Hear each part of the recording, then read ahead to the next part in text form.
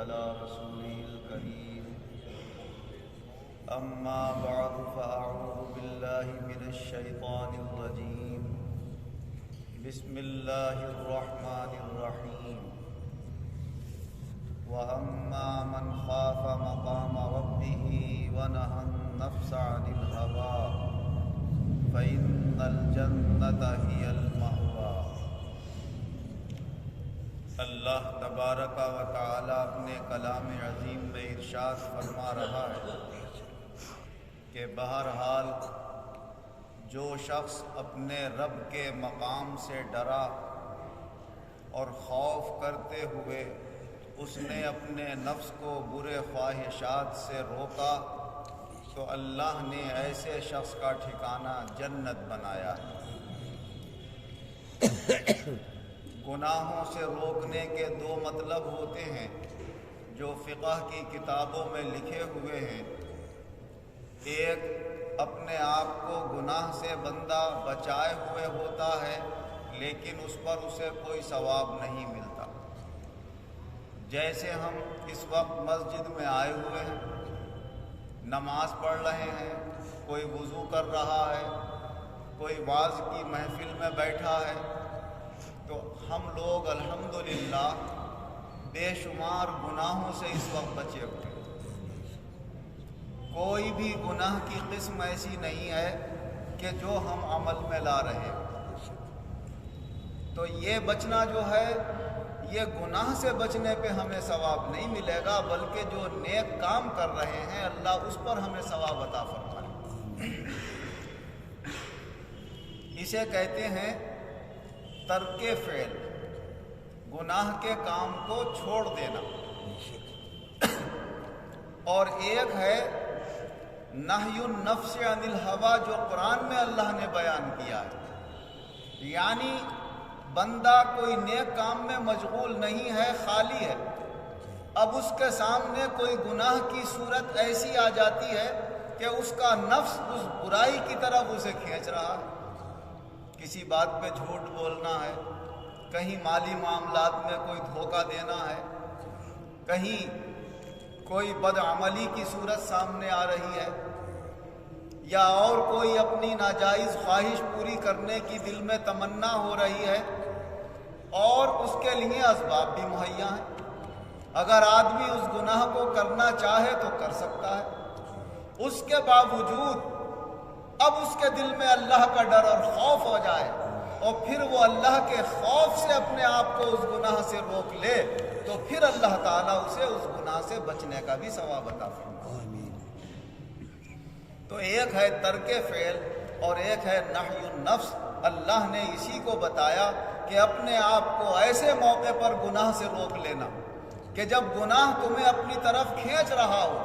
اور اس گناہ کے کرنے کے لیے بڑی آسان صورت بھی تمہارے لیے مہیا ہو جائے، مگر پھر بھی گناہ نہ کرو، اللہ کے خوف سے اس سے دور ہو جاؤ، تو پھر اتنا بڑا ثواب ہے کہ اللہ تمہیں جنت عطا فرمائے۔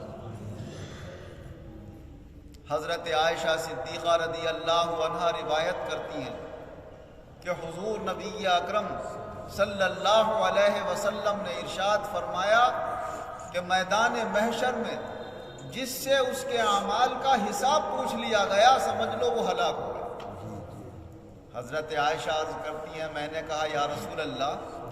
اللہ تعالیٰ قرآن پاک میں یہ بھی تو فرماتا ہے فَسَوْفَ يُحَاسَبُ حِسَابًا يَسِيرًا، کہ ان قریب وہ وقت محشر میں آنے والا ہے جب اللہ لوگوں سے بڑا آسان حساب فرمائے۔ تو پھر یہ حساب آسان کیسے ہوا کہ جس کا حساب لے لیا گیا اسے ہلاک کر دیا گیا؟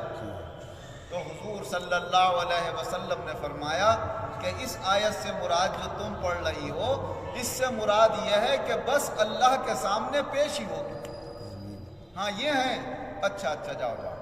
پوچھا نہیں جائے گا اس سے کہ تم نے یہ کام کیوں کیا تھا، یہ کیوں نہیں کیا تھا۔ بس اللہ اس کو دیکھتے ہی یا تو کسی نیک جماعت کے ساتھ تعلق رکھتا ہوگا تو اس جماعت کے ساتھ اللہ تعالیٰ اسے پار نکال دے گا۔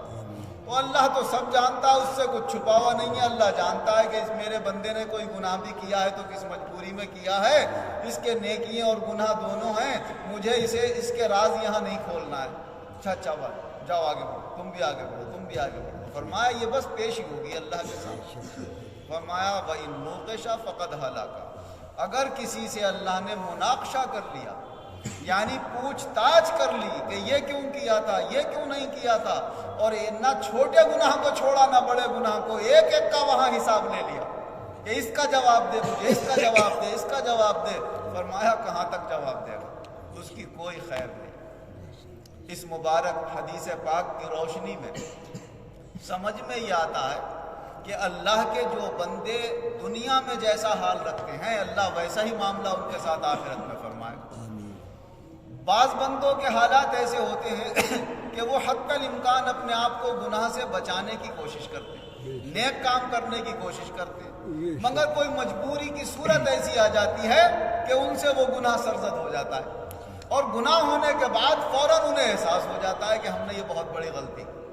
اور وہ اس گناہ کو بہت مجبوری میں چھپ چھپا کے کرتے ہیں کہ کہیں لوگوں کے سامنے ہمارا راز آشکارا نہ ہو جائے، ہم شرمندہ نہ ہو جائیں۔ تو ایسے لوگوں کے ساتھ بھی اللہ تعالیٰ آخرت میں آسان معاملہ فرمائے۔ اور دوسرے وہ اللہ کے بندے ہوتے ہیں کہ وہ اپنے آپس کے رشتہ داریوں میں، یار دوستی میں، تعلقات میں، جس میدان سے بھی ان کا تعلق ہے، دوسروں کے ساتھ بھی چشم پوشی سے کام لیتے ہیں، غلطیوں کو نہیں پکڑتے، زیادہ اس پر نہیں جاتے کہ اس نے ایسا کیوں کہا تھا مجھے، میں تو اس کے گھر جاؤں گا ہی نہیں، میں تو اس سے تعلق ہی نہیں رکھوں گا۔ تو جو لوگ اس دنیا میں اللہ کے بندوں کو معاف نہیں کرتے تو اللہ بھی آخرت میں انہیں معاف نہیں کرے گا، وہ بھی ان سے پھر خوب تحقیق کرے گا، بتاؤ تم نے یہ کیوں کیا تھا، یہ کیوں نہیں کیا۔ اور جو یہاں پر چشم پوشیدہ، ارے بھائی کہہ دیا چھوڑو ختم، اور معاملے کو رفع دفع کرو، نپٹاتے ہوئے چلو، تو وہ چھوٹی موٹی باتوں پر یا لوگوں کی غلطیوں پر زیادہ توجہ نہیں دیتا اور ان کی پکڑ نہیں کرتا، اور ان برائیوں کی وجہ سے اپنے یار دوستوں سے اور رشتہ داروں سے تعلق نہیں توڑتا۔ ارے بھائی وہ اس کا فرض تھا، میں تو اپنا فرض نبھاؤں گا، میں تو اچھے سے پیش آؤں گا، جس کے بارے میں حضور صلی اللہ علیہ وسلم نے فرمایا سل من قطعک، جو تم سے تعلق توڑے تم اس سے جوڑو، واعف عمن ظلمک، جو تمہارے اوپر ظلم کرے تم اسے معاف کر دو، وَأَحْسِنِ إِلَىٰ مَنْ أَسَاءَ إِلَيْكَ، اور جو تمہارے ساتھ برا سلوک کرے وہ کرے تم تو اس کے ساتھ اچھا سلوک کرو۔ تو جو ایسے اچھے اخلاق کے اللہ کے بندے ہوں گے تو وہاں اللہ بھی آخرت میں ان کی پکڑ نہیں فرمائے گا کہ یہ میرے بندوں کے ساتھ نرمی اور آسانی کرتا تھا، میں اس کے ساتھ نرمی اور آسانی کروں۔ حضور نبی اکرم صلی اللہ علیہ وسلم ارشاد فرماتے ہیں کہ میدان محشر میں ایک ایسے شخص کو بلایا جائے گا جو کاروبار اور بزنس کیا کرتا تھا۔ فرشتوں سے فرمائے گا اس سے پوچھو اس کے نامہ اعمال میں کوئی نیکی ہے، تو وہ کہے گا کہ بھائی میرے پاس کوئی نیک کام نہیں، میں نے دنیا میں کوئی نیک کام نہیں کیا، بہت سے گناہ کیے ہیں، غلطیاں کی ہیں، خطائیں کی ہیں، بس ہاں ایک بات مجھے یاد آ رہی ہے کہ جب میں لوگوں سے لین دین کرتا تھا تو بڑی نرمی کا سلوک کرتا تھا، اگر کوئی صاحب حیثیت ہے پھر بھی اس نے کہا صاحب 8 دن کے بعد آ جائیں گے پیسے، تو میں کہا اچھا 8 دن کے بعد دے جائیں، 8 دن کے بعد اس نے کہا صاحب ابھی اور مہلت دے دو 15 دن کے بعد دے جائیں گے، تو میں کہتا 15 دن کے بعد دے جانا۔ اور اگر کوئی تندرست پریشان حال ہوتا تھا وہ کہا صاحب میرے پاس انتظام نہیں ہو رہا پیسوں کا، تو میں کہتا تھا اچھا بھائی نہیں ہو رہا ہے تو چھوڑ، میں نے اللہ کی رضا کے لیے تجھے دیا سامان۔ تو اللہ تعالیٰ فرمائے گا فرشتوں سے کہ اس سے کہو تو میرے بندوں کے ساتھ نرمی کرتا تھا تو میں تو ارحم الراحمین ہوں، میں تو اور زیادہ نرمی کرنے کا حق رکھتا ہوں، اس نے میرے بندوں کے ساتھ نرمی کی، میں اس کے ساتھ نرمی کرتا ہوں، جاؤ اسے جنت میں۔ تو نرم رویہ اختیار کرنے والوں کے لیے آخرت میں بڑی سہولت ہے، بڑی آسانی ہے، کیونکہ یہاں پر دوسروں کی باتوں کو، تکلیف دہ صورتوں کو برداشت کرنا بڑا مشکل کام ہے، جسے اللہ توفیق دے دے تو وہی برداشت کرتا ہے، اور جب وہ برداشت کر لیتا ہے تو اس کا بدلہ اللہ آخرت میں یہ عطا فرمائے گا کہ اس کے گناہوں کی پکڑ نہ کر کے اللہ اسے جنت میں داخل فرما دے۔ اسی لیے حضور نبی اکرم صلی اللہ علیہ وسلم نے ارشاد فرمایا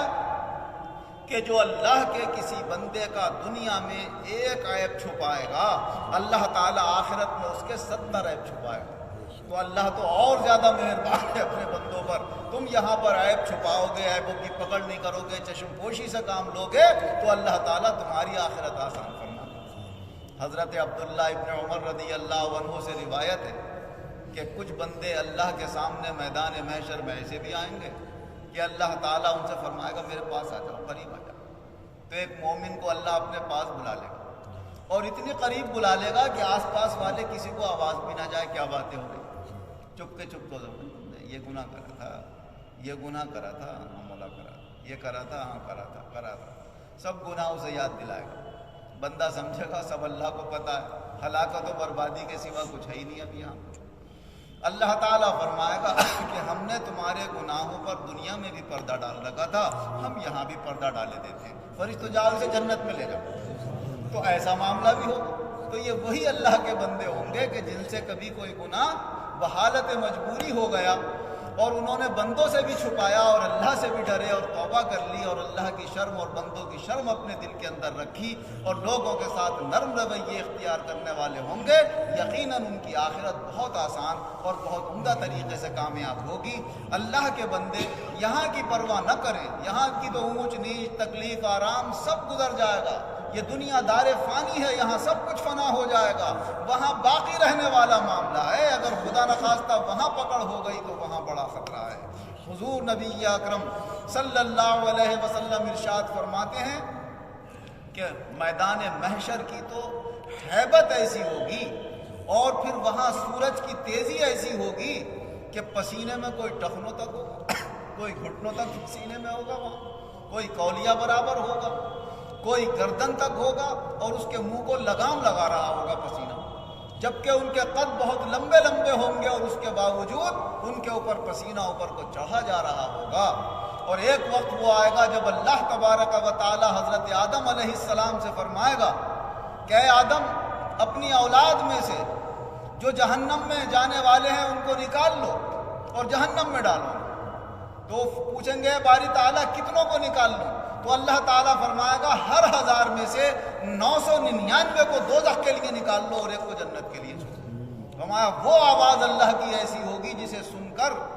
لرز جائیں گے اور ایک زلزلہ سا آ جائے گا، جو قرآن پاک میں اللہ نے فرمایا کہ اس دن دودھ پلانے والی ماں اپنے بچے کو دودھ پلانا بھول جائے گی، لوگ نشے میں ہو جائیں گے. فرمایا وہ کسی شراب کا نشہ نہیں ہوگا بلکہ اللہ کے خوف کا نشہ ہوگا. صحابہ عرض کرنے لگے یا رسول اللہ پھر کیا حال ہوگا ہمارا؟ تم مت گھبراؤ، میری امت کا تو ایک ہی آدمی ہوگا، باقی تو سب یاجوج و ماجوج میں سے ہوں گے. یعنی جو سخت مزاج ظالم اور ستمگر ہیں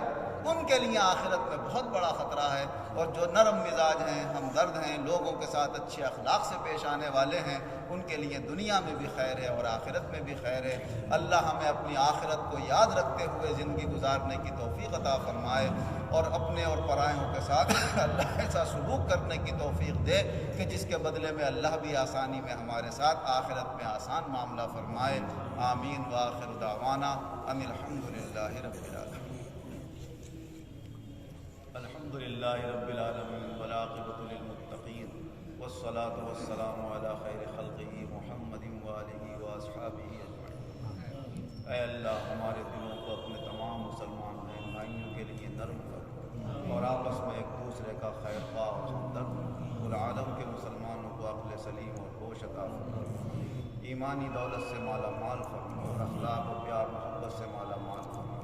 جو بیمار ہیں مولا انہیں شفا عطا فرما، جو قرضدار ہیں انہیں قرضوں سے نجات عطا فرما، جو بے روزگار ہیں انہیں اچھے روزگار عطا فرما، جو برسر روزگار ہیں ان کے روزگاروں میں خیر و برکت و ترقیاں عطا فرما. دنیا اور آخرت دونوں جہان میں ایمان اور عزت کے ساتھ آسانی کے ساتھ ہمیں کامیابی شاندار عطا فرما.